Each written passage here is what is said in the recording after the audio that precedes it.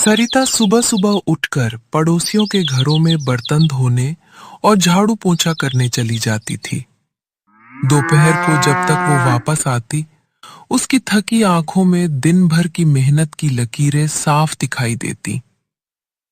मीना जानती थी कि उसकी माँ कितनी मुश्किलों का सामना करती है, इसलिए वो घर के ज्यादातर काम खुद ही संभाल लेती। मीना की उम्र अभी मुश्किल से 15 साल हुई थी, लेकिन जिम्मेदारियों का बोझ उसे अपने हम उम्र बच्चों से कहीं अधिक बड़ा दिखाता था। उसने स्कूल जाना पिछले साल ही छोड़ दिया था, क्योंकि घर की हालत वैसे ही खस्ता थी और किताबें कॉपी खरीदने के लिए पैसे कहां से आते। वो चाहती तो थी कि पढ़ाई जारी रखे। अभी घर पहले संभाल ले, तेरा भाई भी छोटा है, वक्त आने पर फिर पढ़ाई कर लेना। मोहन 10 साल का था। वो मासूम था, चंचल था, लेकिन हालात ने उसे भी अपनी उम्र से कहीं ज्यादा समझदार बना दिया था। स्कूल से आने के बाद वो अपने पन्नों से बने पुराने खिलौने लेकर खेलता, पर मीना को कभी परेशान न करने की कोशिश करता। मीना उसके लिए माँ जैसी ही थी, वही खिलाती, वही नहलाती, वही स्कूल का काम करवाती।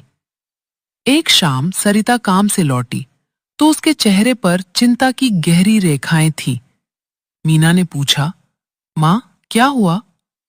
सरिता ने थकी आवाज में कहा, बिटिया, मोहल्ले में जिस घर में मैं 3 साल से काम कर रही थी ना, उन्होंने कहा है कि अब उन्हें नौकरानी नहीं चाहिए। आज आखिरी दिन था। ये खबर ऐसे गिरी जैसे किसी ने सिर पर भारी पत्थर रख दिया हो। मीना बोली, माँ अब क्या करेंगे? किराया, राशन?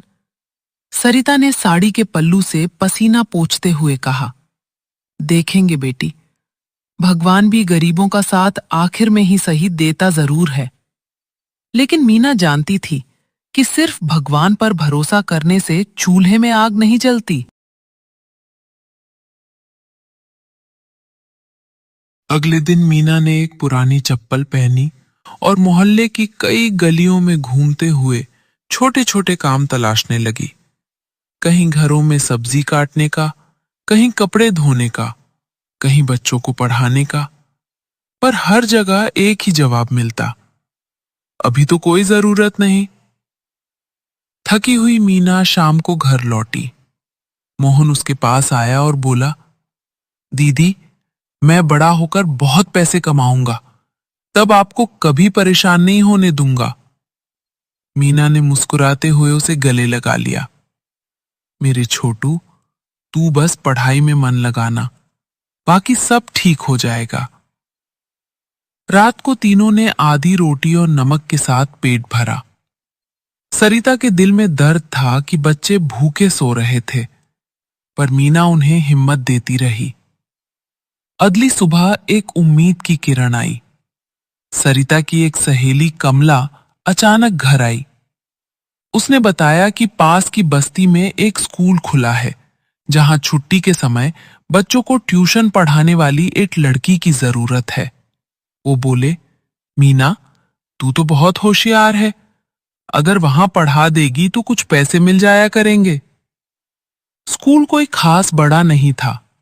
टीन की छत, टूटी कुर्सियां और बच्चों का शोर। लेकिन मीना के लिए ये जगह किसी मंदिर की तरह थी, जहां उसे अपना भविष्य दिखता था।